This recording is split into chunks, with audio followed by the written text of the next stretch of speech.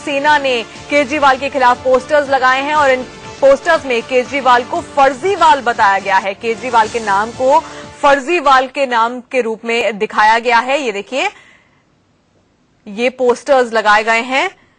भगत क्रांति सेना की ओर से केजरीवाल ने कैसे 49 दिन में सरकार छोड़ी और भाग खड़े हुए, जो वादे किए वो सब फर्जी निकले, ये तमाम चीजें इन पोस्टर्स में कही गई हैं और केजरीवाल को फर्जीवाल कहा गया है। सीधे बात करते हैं हमारी संवाददाता शिवानी त्यागी से। शिवानी, सियासत तो जोरों पर है क्योंकि ये चुनाव की तारीखों का ऐलान आज मुमकिन है, हो सकता है। उससे पहले दिल्ली में केजरीवाल के खिलाफ पोस्टर्स लग गए हैं। जी बिल्कुल, यहाँ पे देखिए सियासत का पारा हम देख सकते हैं कितना चढ़ा हुआ है। भले ही दिल्ली में कड़ाके की ठंड हो, पर इस टाइम जो राजनीति है, सियासत की बात करें तो वो अपने चरम पे दिखाई देती है। पोस्टर वार काफी दिनों से चल रहा था। अब केजरीवाल पे जो भगत सिंह सेना है, उन्होंने इस तरीके से दिल्ली में पोस्टर लगाए हैं। केजरीवाल के जो दावे हैं, जहां लगातार बताया जा रहा है कि कटौती हुई RTI फाइल की गई थी, इसमें ये आया है कि कुछ जो रेड हुई थी वो भी हुई है। तो इस तरीके से हम देखें कि आरोप प्रत्यारोपों का दौर जारी है। जनता के सामने हर कोई एक दूसरे का मुखौटा खींचने में लगा हुआ है। तो ये देखना होगा कि दिल्ली की जनता खासी समझदार हो चुकी है। देखना ये होगा कि आखिरकार जनता इस बार चुनावों में क्या फैसला लेती है। बिल्कुल, जनता क्या फैसला लेती है इस पर सबकी नजर रहेगी, क्योंकि पिछली बार किसी भी पार्टी को पूर्ण बहुमत नहीं मिली थी। केजरीवाल ने जरूर सरकार बनाई थी कांग्रेस के समर्थन के साथ, लेकिन ये सरकार चल नहीं पाई थी। और अब फिर से अगर चुनाव हो रहे हैं तो दिल्ली की जनता अब उम्मीद लगाए बैठी है कि अब 1 साल बाद उन्हें दिल्ली में एक चुनी हुई सरकार जरूर मिलेगी। राकेश कुमार सिंह भी हमारे साथ लगातार जुड़े हुए हैं, हमारे ब्यूरो चीफ। राकेश, कुल मिलाकर केजरीवाल के खिलाफ पोस्टर्स लग रहे हैं। केजरीवाल प्रधानमंत्री से सवाल पूछ रहे हैं, क्या दिल्ली के लिए जो आपने वादा किया था पूर्ण राज्य का, क्या आप वो वादा कल पूरा करेंगे, रैली में इसका ऐलान करेंगे? सियासत जमकर हो रही है और सियासत इस वक्त बहुत गर्म हो गई है क्योंकि चुनाव की तारीखों का ऐलान भी आज मुमकिन है। देखिए, आप पार्टी को लगता है कि अगर चुनौती किसी से है तो प्रधानमंत्री नरेंद्र मोदी से है, और जिस तरह से प्रधानमंत्री नरेंद्र मोदी से सीधे तौर पर सवाल किया है अरविंद केजरीवाल ने, उससे इससे साफ होता है। लेकिन जहां तक बात किया जाए कि तिथि को लेकर 11 बजे चुनाव आयोग में फुल बेंच की बैठक होने जा रही है, जिस पर माथापच्ची की जाएगी कि आखिरकार किस तिथि को दिल्ली में चुनाव कराया जाए। लेकिन आने वाले समय में जिस तरह से आरोप प्रत्यारोप बीजेपी और आप पार्टी की ओर से, जिस तरह से आप पार्टी लगातार हमला कर रही है बीजेपी, उससे साफ है कि आने वाले समय में इस तरह के आरोप प्रत्यारोप का दौर और जारी बिल्कुल होगा। और इसी पर बात करने के लिए हमारे साथ बीजेपी के सांसद उदित राज भी फोन लाइन पर जुड़ गए हैं। उदित जी, आम आदमी पार्टी तो सवाल पूछ रही है कि अगर चुनाव तारीखों का ऐलान हम मान लें आज होने वाला है चुनाव आयोग की ओर से, तो आम आदमी पार्टी का आपकी पार्टी से यह सवाल है कि पूर्ण राज्य का आप लोगों ने जो वादा किया था, प्रधानमंत्री ने जो वादा किया था, क्या उस वादे को पूरा करने जा रहे हैं? कल इस बाबत कोई ऐलान होगा? प्रसंग के हिसाब से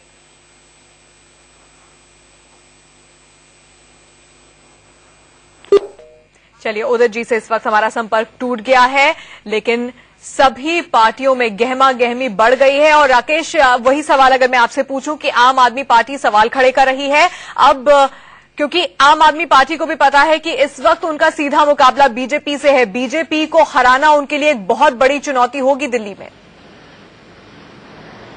देखिए, साफ तौर पर जिस तरह से आप लगातार देख रही हैं कि विज्ञापन के जरिए एक दूसरे पर वार किया जा रहा है, और सीधे तौर पर अरविंद केजरीवाल का प्रश्न सीधे तौर पर प्रधानमंत्री से करना कि रैली में क्या प्रधानमंत्री इस बात की घोषणा करेंगे कि दिल्ली को पूर्ण राज्य का दर्जा दिया जाएगा, इसे साफ झलकाता है कि आखिरकार जो आप पार्टी है वो मानकर चल रही है कि उसकी मुख्य चुनौती जो है वो बीजेपी से है। और इसी को लेकर उन्होंने सीधे तौर पर प्रधानमंत्री और बीजेपी को कटघरे में खड़ा करने की कोशिश की है, लेकिन बीजेपी इसको फौरी तौर पर राजनीतिक वक्तव्य मान रही है।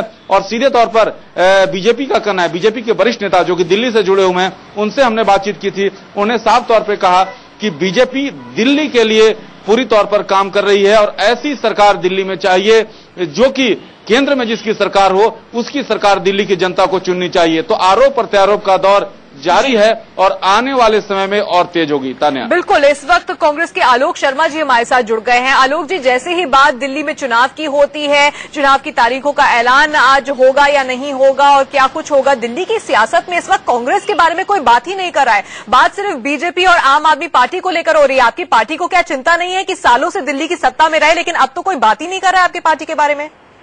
नहीं, ऐसा नहीं है, बात नहीं कर रहे हैं। कौन बात नहीं कर रहा है? सबसे ज्यादा एप्लीकेंट्स हमारे यहाँ पर हैं टिकट के लिए, और सबसे पहले हमने टिकटों की घोषणा कर दी है। हमारी सभाएं और मीटिंग्स में बीजेपी से ज्यादा लोग आ रहे हैं। मोदी जी और अमित शाह जी को बीजेपी के लिए चिंता करनी पड़ रही है कि उनके यहाँ पर भीड़ नहीं जुड़ रही है। केजरीवाल साहब की तमाम मीटिंग्स डिस्टर्ब होती हैं, कोई पत्थर मार रहा है, कोई अंडे मार रहा है। तो क्या मीडिया को दिखाई नहीं दे रहा है कि कांग्रेस साइलेंटली अपना काम कर रही है? चलिए, लेकिन शीला दीक्षित ने तो कह दिया था कि आम आदमी पार्टी को अगर समर्थन देना होगा तो उससे हम पीछे नहीं हटेंगे। अब वो अपनी बात से पलट गई हैं। तो क्या आप लोगों को लगता है कि अगर आपकी सरकार नहीं बनी तो आम आदमी पार्टी को समर्थन देंगे आप?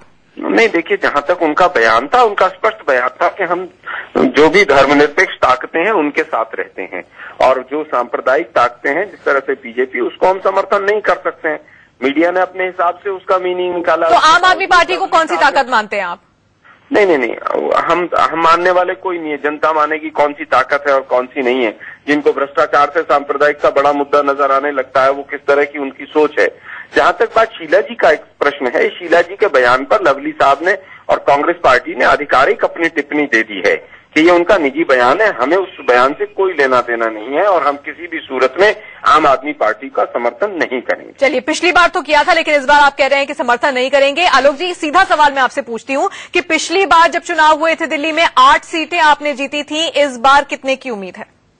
देखिए, मैं तमाम जो एग्जिट पोल्स हैं, ओपिनियन पोल्स हैं और तमाम मीडिया चैनल्स की तरह मैं ज्योतिषी नहीं हूं।